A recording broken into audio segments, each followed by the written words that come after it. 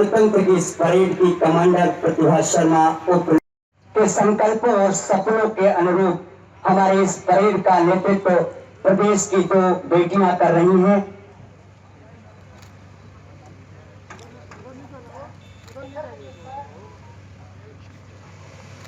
संस्कृति महान अपने थे विश्व के गुरु हम, रुकता जहां जमाना होते वहां शुरू हम। देश आज अपने गणतंत्र की स्थापना का उत्सव मना रहा है। हम जन गण मन के गीत गा रहे हैं। इस अवसर पर हम आपका हार्दिक स्वागत और अभिनंदन करते हैं। दर्शकों का अभिवादन स्वीकार करते हुए संस्कृति महान अपनी थे विश्व के गुरु हम, रुकता जहां जमाना होते वहां शुरू हम। देश आज अपने गणतंत्र की स्थापना का उत्सव मना रहा है। हम जनगण मन के गीत गा रहे हैं। इस अवसर पर हम आपका हार्दिक स्वागत और अभिनंदन करते हैं। दर्शकों का अभिवादन स्वीकार करते हुए माननीय मुख्य अतिथि महोदय, प्रदेश के यशस्वी जननायक, प्रदेश सरकार के मुखिया धीरे धीरे परेड के निरीक्षण के लिए आगे बढ़ रहे हैं। आज के दिन देश का संविधान लागू हुआ था। एक ऐसा संविधान जो we the people of India अर्थात हम भारत के लोग से शुरू होता है। यह संविधान देश की जनता को समर्पित है। यह हमें एकता के सूत्र में पिरोता है। समानता और बंधुता के साथ आगे बढ़ते रहने की प्रेरणा देता है। माननीय मुख्य अतिथि महोदय, दर्शक दीर्घा में उपस्थित जनमानस का अभिवादन स्वीकार करते हुए धीरे धीरे परेड के निरीक्षण के लिए आगे बढ़ते हुए आज का ये गणतंत्र का उत्सव, अपने संविधान के लागू होने का उत्सव, जो हमें वसुधैव कुटुंबकम और सर्वे भवन्तु सुखिनः सर्वे सन्तु निरामयः का संदेश देता है। आज की ये परेड एक वानगी है, एक दृष्टि है, एक समष्टि है विकास की गाथा की और उसके यात्रा की, कि हमने आज़ादी पाने के बाद और अपने संविधान को लागू करने के बाद विभिन्न क्षेत्रों में कितनी प्रगति की है। तूफानों में भी जो जलता हुआ दिया मिल जाएगा, उसी से पूछ लेना, तुम्हें हिंदुस्तान का पता मिल जाएगा। परेड के निरीक्षण के लिए माननीय मुख्य अतिथि महोदय आगे बढ़ते हुए कि हम अपने इन 72 सालों में गणतंत्र को पाने के बाद धरती तो क्या अंतरिक्ष में भी मील के पत्थर गढ़े हैं। हमारी ये परेड इसी दृष्टि की, इसी समष्टि की एक वानगी है। परेड में सबसे पहले विशेष सशस्त्र बल की 9वीं बटालियन की टुकड़ी है। 10 उन्मूलन के लिए इस वाहिनी का गठन किया गया था। तब से लेकर अब तक इस संगठन ने अपना उत्तरदायित्व पूरी तत्परता के साथ निभाया। कानून व्यवस्था को सुचारू बनाए रखने के उद्देश्य में तत्पर जिला पुलिस बल की प्लाटून का निरीक्षण करते हुए माननीय मुख्यमंत्री महोदय,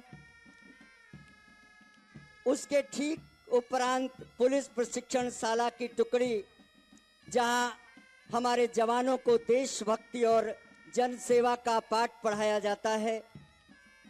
और हमारी इस परेड का आकर्षण बन रही पहली बार राज्य औद्योगिक सुरक्षा बल की टुकड़ी, जो सरकारी उपक्रमों, उद्योगों और कोषालयों की रखवाली करता है। इसकी प्रदेश में 2 बटालियनें हैं, जिसका मुख्यालय भोपाल में है। केंद्रीय जेल रीवा की प्लाटून हमारे इस परेड में शिरकत कर रही है। इसका नेतृत्व सहायक जेल अधीक्षक यशवंत शिल्पकार कर रहे हैं। जिला पुलिस बल की महिला प्लाटून अंकिता मिश्रा उप निरीक्षक के नेतृत्व में हमारे परेड का हिस्सा है, आकर्षण है और गौरव है। एक पैरा पुलिस फोर्स के रूप में जो जनता और पुलिस के बीच में सेतु का कार्य करती है, होम गार्ड्स की टुकड़ी हमारे इस परेड में हिस्सा ले रही है। जिला पुलिस बल सतना, सीधी और सिंगरौली की संयुक्त प्लाटून हमारे इस परेड में हिस्सा लेते हुए गौरवान्वित हो रही है। प्रदेश की 26 बटालियनों में से दूसरी, 9वीं और 25वीं वाहिनी की संयुक्त टुकड़ी हमारे इस परेड में हिस्सा ले रही है।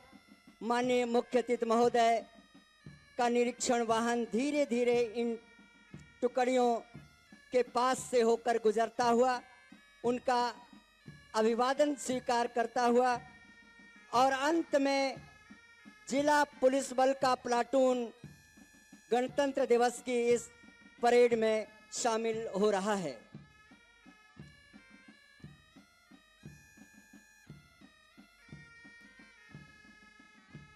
परेड के निरीक्षण के उपरांत जब तक माननीय मुख्य अतिथि महोदय का शनैः शनैः मंच की ओर आगमन हो, आइए हमारे पास समय है कि हम विंध्य की इस वैभवशाली सांस्कृतिक विरासत से आपका परिचय करा देते हैं।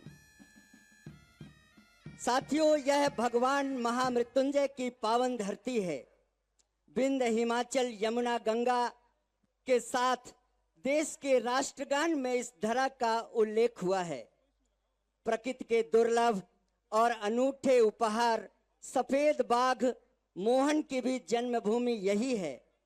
संगीत सम्राट तानसेन और बीरबल इसी माटी की अनमोल धरोहर हैं। बाण भट्ट की कादंबरी यहीं पल्लवित और पुष्पित हुई है, जिनके नाम पर प्रदेश की महत्वाकांक्षी सिंचाई योजना बाण सागर का निर्माण हुआ है।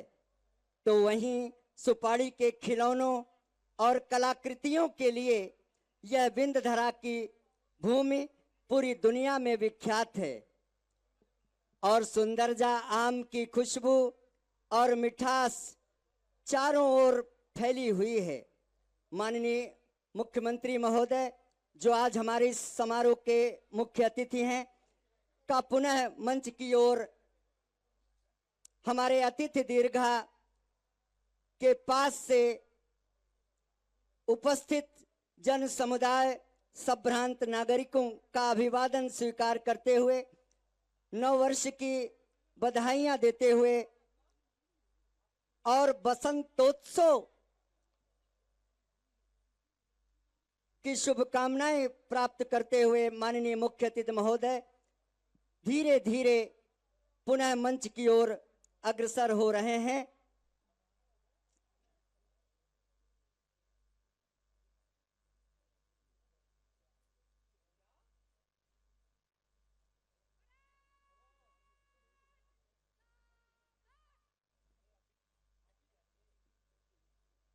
सवा अरब से भी अधिक की आबादी का दुनिया का महानतम लोकतंत्र आज अपने जनगण मन के गीत गा रहा है। माननीय मुख्य अतिथि महोदय धीरे धीरे शनैः शनैः पुनः मंच की ओर अग्रसर हो रहे हैं।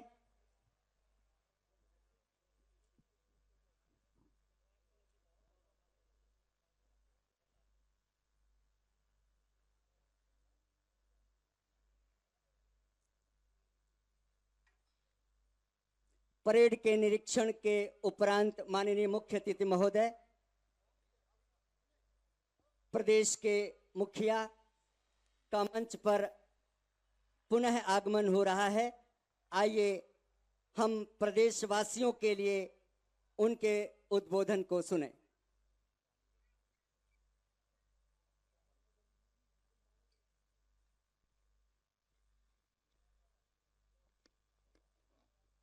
मेरे साथ हम सब एक बार प्रेम से बोलेंगे, जोर से बोलेंगे। बोलिए भारत माता की, भारत माता की, भारत माता की।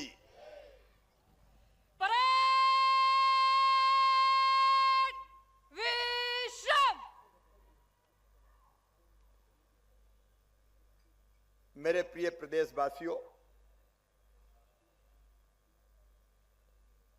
बहनों, भाइयों, भांजे और भांजियों, आप सबको गणतंत्र दिवस पर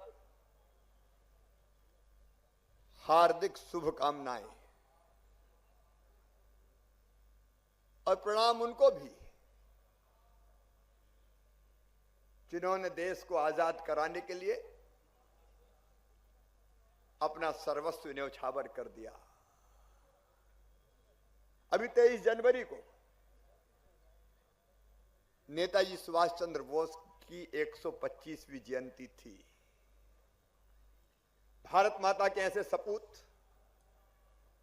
जिन्होंने केवल देश में नहीं, विदेश की धरती पर जाकर आजाद हिंद फौज का गठन किया।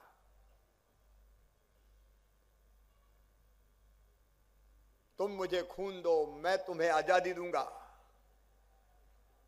के मंत्र का उद्घोष करते हुए अगर देश की पवित्र धरती पर तिरंगा सबसे पहले फहराया था आजाद भारत में, तो नेताजी सुभाष चंद्र बोस ने। मैं उनके चरणों में श्रद्धा सहित प्रणाम करता हूं। सभी अमर शहीदों को प्रणाम करता हूं। मैं अमर शहीदों का चारण, उनके यश गाया करता हूं। जो कर्ज राष्ट्र ने खाया है, मैं उसे चुकाया करता हूं। मित्रों, हम ना भूलें उनको जिन्होंने अपना सर्वस्व न्यौछावर कर दिया। पूजे न गए शहीद तो फिर ये मंत्र कौन अपनाएगा?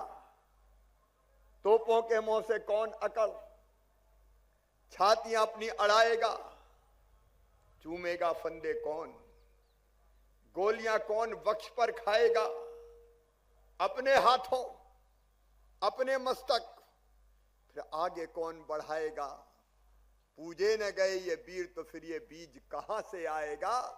धरती को मां कहकर माटी माथे से कौन लगाएगा? मित्रों, अद्भुत देश है हमारा, अत्यंत प्राचीन और महान राष्ट्र है हमारा। जब दुनिया के पश्चिम के राष्ट्रों में सभ्यता के सूर्य का उदय नहीं हुआ था, तब हमारे देश में वेदों की ऋचाएं रच दी गई थी। यह धरती वो धरती है। दुनिया ने तो संयुक्त राष्ट्र संघ द्वितीय विश्व युद्ध के बाद बनाया, लेकिन भारत ने हजारों साल पहले कह दिया था, अयम निजम पराबेत्ति गणना लघुचेत साम उदार चरिता नाम तू वसुदैव कुटुंबकम। ये मेरा, ये तेरा, ये सोच छोटे दिल वालों का होता है। जो विशाल हृदय के होते हैं वो तो कहते हैं सारी दुनिया ही एक परिवार है। एकम सद्विप्रा बहुधा वदंती की हमारी संस्कृति। धर्म की जय हो, अधर्म का नाश हो। प्राणियों में सद्भावना हो, मनुष्य मात्र में नहीं। प्राणियों में सद्भावना हो और विश्व का कल्याण हो। यह बचपन से हम गाते रहे। सबके मंगल की कामना करने वाला हमारा महान राष्ट्र आज प्रगति और विकास के नए पथ पर अग्रसर है। लेकिन आज मैं आगे बोलूं उसके पहले एक ऐसा अज्ञात शत्रु 1 साल पहले आया। एक महामारी, एक ऐसी बीमारी जिसके बारे में दुनिया को पहले कोई जानकारी नहीं थी। कोरोना ने दुनिया को ग्रस लिया, लेकिन आज मुझे गर्व है भारत के प्रधानमंत्री श्रीमान नरेंद्र मोदी जी के नेतृत्व पर।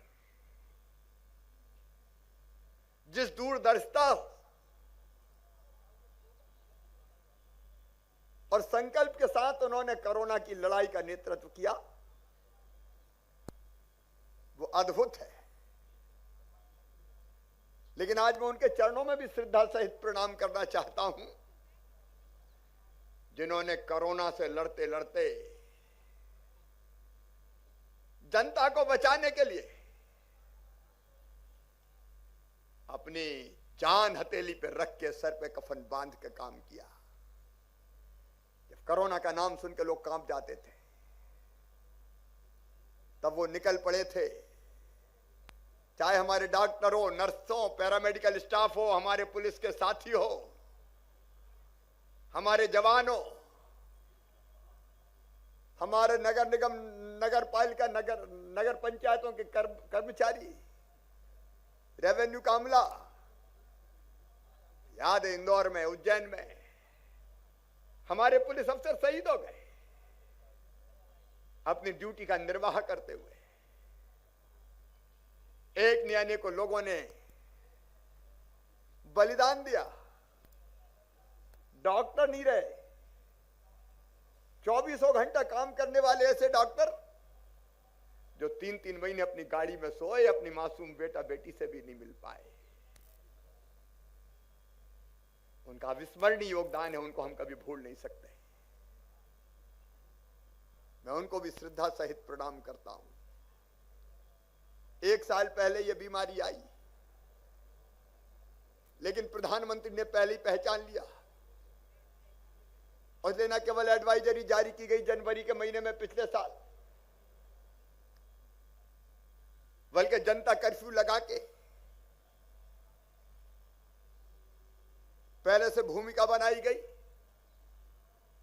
कोरोना वॉरियर्स का ताली और थाली से सम्मान करके उनको प्रेरित किया गया और फिर लॉकडाउन का वो दौर हमने देखा है जब सारी गतिविधियां ठप हो गई। लेकिन प्रिय प्रदेशवासियों, अगर लॉकडाउन ना होता तो ये महामारी भयानक विनाश करके जाती। हमारे पास पर्याप्त साधन नहीं थे। टेस्टिंग लैब, पीपीई किट, दवाई, मास्क की व्यवस्था, इलाज का तरीका, किसी का इंतजाम नहीं था। लॉकडाउन ने एक तरफ, क्योंकि बीमारी तो संक्रमण से लगती है, हमको एक दूसरे से दूर किया तो फैलने की गति बीमारी की धीमी हुई और उसी बीच हमने सारी तैयारी बीमारी से लड़ने की कर ली। प्रधानमंत्री ने कहा जान है तो जहान है। हमने वो दौर भी देखा जब हजारों मजदूरों को वापस लौटना पड़ा। और मुझे कहते हुए प्रदेशवासियों का अभिनंदन करना चाहता हूं। मध्य प्रदेश ऐसा प्रदेश था जब हमने देखा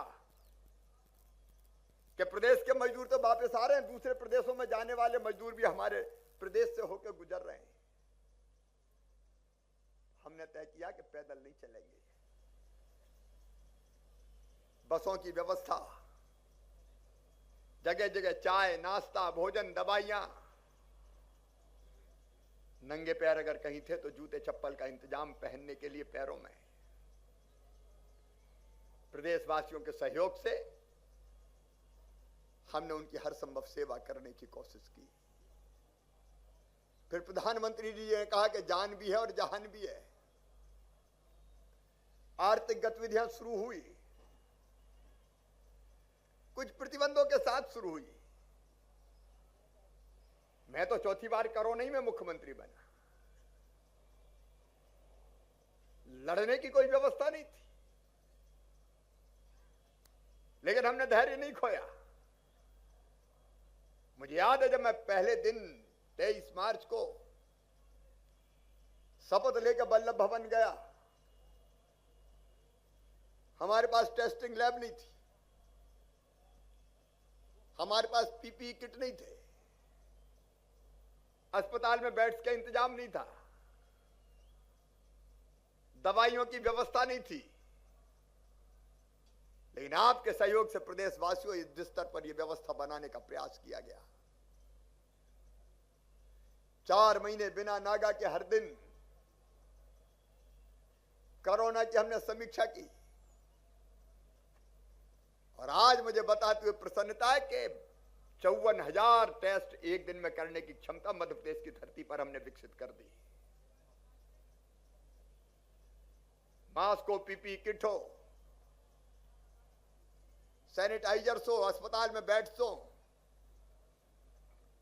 ऑक्सीजन की व्यवस्थाएं हो, हाइड्रोक्सीक्लोरोक्वीन हो, प्राइवेट अस्पताल से टाई अप करके इलाज की बेहतर व्यवस्था हो, हमने किसी चीज में कमी नहीं छोड़ी। और मेरे बहनों और भाइयों, वो सारी व्यवस्थाएं बनाते हुए आज हम इस मोड़ पर पहुंचे कि कोरोना से रिकवरी की दर हमारी 96.6% हो चुकी है और मृत्यु का आंकड़ा 1.5% के नीचे जा चुका है। प्रधानमंत्री जी के एक योग्य नेतृत्व में वैक्सीनेशन का काम अब प्रारंभ हो गया है और मुझे पूरा विश्वास है आप सबके सहयोग से कोरोना महामारी पर पूरी तरह से काबू पा लिया जाएगा। लेकिन जिस साहस से प्रदेशवासियों ने इस लड़ाई में अपना योगदान दिया, विशेषकर मेरे कर्मचारी, अधिकारी, पुलिस के साथी, डॉक्टर्स, पैरामेडिकल स्टाफ, वो अद्भुत है सचमुच में और जनता का सहयोग भी अतुलनीय है। अर्थव्यवस्था चौपट हो गई थी। 3 महीने तक खजाने में कोई पैसा ही नहीं आया। मेरे पास एक प्रस्ताव आया कि कर्मचारियों की तनख्वाह भी आधी कर दें, कहां से देंगे? मैंने कहा यह तो नहीं होगा, तनख्वाह में कटौती नहीं होगी। हाँ, एरियर वेरियर जरूर रोकना पड़ेगा हमें, लेकिन वो भी परमानेंट नहीं रोक के पाई पाई चुकाऊंगा। जैसे इंतजाम होता जाएगा देता जाऊंगा। आपने कर्तव्य निष्ठा की बलवेदी पर अपने आप को न्योछावर किया। सरकार भी आपका अधिकार देने से पीछे नहीं हटेगी। लेकिन मजदूर बड़ी संख्या में थे। बाहर जो मजदूर थे उनको हम वापस लेके आए। मजदूर बहनों भाइयों के खाते में पैसे डाले। प्रधानमंत्री जी को भी मैं बहुत धन्यवाद दूंगा। 5 किलो राशन हम 1 रुपया किलो पहले से ही देते थे। प्रधानमंत्री जी ने 5-5 किलो और निःशुल्क देने की घोषणा कर दी। गरीबों को राशन की कमी भी नहीं आने दी। मनरेगा में रोजगार देने के रिकॉर्ड टूट गए। संकट का समय था, पैसे थे नहीं, तो भी हमने हिम्मत नहीं हारी। क्या बुजुर्गों को, दिव्यांगों को पेंशन देना हो, बच्चों को स्कॉलरशिप देनी हो, मिड डे मील का पैसा खाते में डालना हो, रसोइयों को भी पैसे भेजना हो, मैं लगातार खाते में पैसे डालता रहा। और मित्रों, संकट के उस समय में मैंने कमी नहीं आने दी। हमें लगा कि इस समय रोने से काम नहीं चलेगा कि पैसा नहीं है। संकट के समय व्यवस्थाएं खड़ी करनी पड़ेगी। कोरोना से सफलतापूर्वक मुकाबले के लिए मैं प्रदेश की जनता को सहयोग के लिए बहुत बहुत बधाई देता हूं, धन्यवाद देता हूं। लेकिन प्रधानमंत्री आपदा को अवसर में बदलना जानते हैं। कोविड काल में उन्होंने कहा आत्मनिर्भर भारत बनाना है। मैंने कहा आत्मनिर्भर भारत के लिए आत्मनिर्भर मध्य प्रदेश बनेगा। रोड मैप बना दिया आत्मनिर्भर मध्य प्रदेश का। और मेरे प्रिय प्रदेशवासियों, मैं आपको विश्वास दिलाना चाहता हूं, आपके सहयोग से आत्मनिर्भर मध्य प्रदेश खड़ा किया जाएगा। चाहे अधोसंरचना का मामला हो, सड़क हो, बिजली हो, पानी हो, सुशासन का सवाल हो, शिक्षा हो, स्वास्थ्य हो, अर्थव्यवस्था हो, रोजगार हो, रोड मैप मेरा तैयार है। हमारा रोड मैप लक्ष्य तय और कैसे प्राप्त करेंगे उसका रास्ता भी तय। कल मैं रीवा आया, आज विंध्य की इस पवित्र धरा पर मैंने तिरंगा झंडा फहराया। रीवा जिले के विकास की मैंने चर्चा की है। ये विंध्य की पवित्र धरा को विकास की दृष्टि से पीछे नहीं रहने दिया जाएगा। चाहे गांव हो, शहर हो, उनके विकास का हमारा मास्टर प्लान तैयार है। उस पर हम तेजी से काम करने वाले हैं। मध्य प्रदेश नई गति से आगे बढ़ेगा, लेकिन कोरोना से लड़ते लड़ते हमने तय किया कि माफियाओं से भी लड़ा जाएगा और इनको समूल नष्ट किया जाएगा। पूरे प्रदेश में अभियान चल रहा है इस समय, जहां सारे प्रदेशवासी देशभक्त मुट्ठी भर लोग ऐसे हैं जो अपने मसल पावर का इस्तेमाल करके जमीनों पर कब्जे करते हैं। चाहे वो भू माफिया हो, चाहे वो खनन माफिया हो, चाहे वो ड्रग माफिया हो, शराब माफिया हो, चिटफंड कंपनियों वाले भोली भाली जनता से पैसा दोगुना तिगना करने के बहाने ले लिया और खा के भाग गए। भावी पीढ़ी को खोखला करने वाले हो, नशे के सौदागर, गुंडे, बदमाश, हिस्ट्री सीटर, बेटियों के साथ छेड़खानी करने वाले, लोभ, लालच, भय, प्रलोभन, नाम बदल के धर्मांतरण करने वाले, ये जितने माफिया हैं मध्य प्रदेश की धरती पर साफ कर दिए जाएंगे, कोई नहीं बचेगा। ये समाज के दुश्मन है। ये स्वार्थी लोग जनता को तकलीफ पहुंचाते हैं और प्रदेश को तबाह करते हैं। मिलावट माफिया,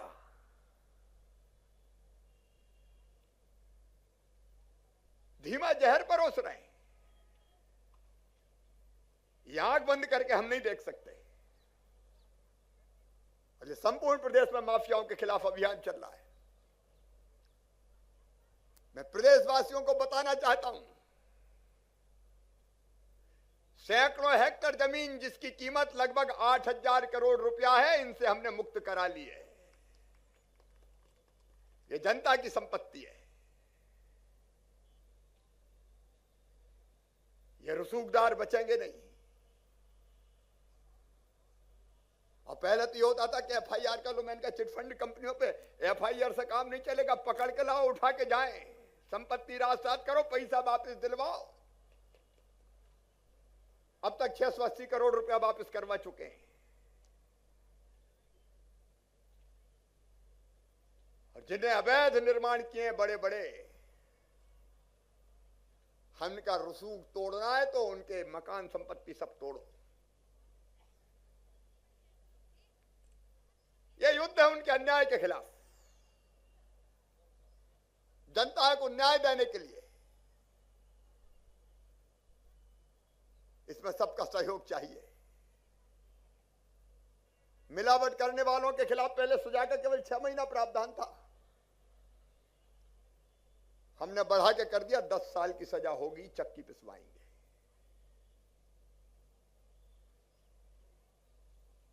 मेरी बड़ी संख्या में बेटियां गायब थी। 4000 बेटी हम वापस ला चुके हैं। धर्म स्वातंत्र अध्यादेश 2020 हमने लागू किया है। लव जहाज जैसी गतिविधि चलने नहीं दी जाएगी मध्य प्रदेश की धरा पर। ऑपरेशन मुस्कान हमने चलाया। बेटियों की जिंदगी नरक नहीं बनने देंगे।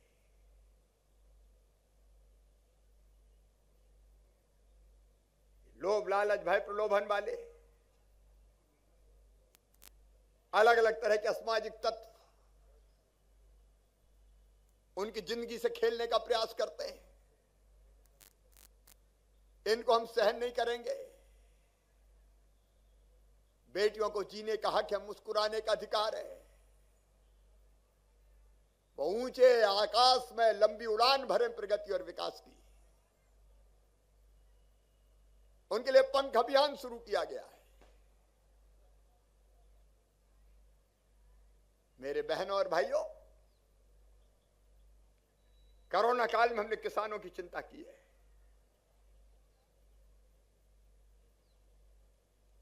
मैं आया तो मैंने देखा 2200 रुपया जो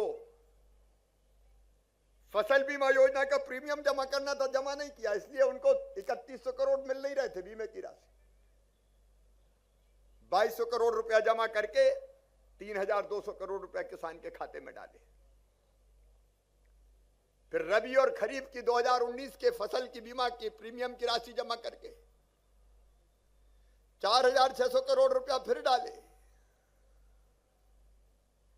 और फिर मैंने देखा प्रधानमंत्री किसान सम्मान निधि सब किसानों के नाम ही नहीं भेजे गए थे, इसलिए कई किसानों को पैसे ही नहीं मिल रहा था। हमने प्रशासन को निर्देश दिया, सबके नाम जोड़ो। आज जब लेकिन नाम जोड़ रहे थे तो एक विचार और आया कि 6000 तो प्रधानमंत्री नरेंद्र मोदी दे रहे हैं किसानों को,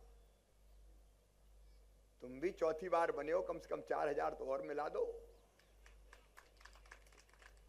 तो 6 में 4 जोड़ के 10,000 कर दिया हमने। हर महीने किसानों के खाते में पैसे आएंगे। अभी 30 तारीख को 400 करोड़ फिर डालने वाला हूं। अब फरवरी में फिर 400 करोड़, मार्च में फिर 400 करोड़। मुख्यमंत्री किसान का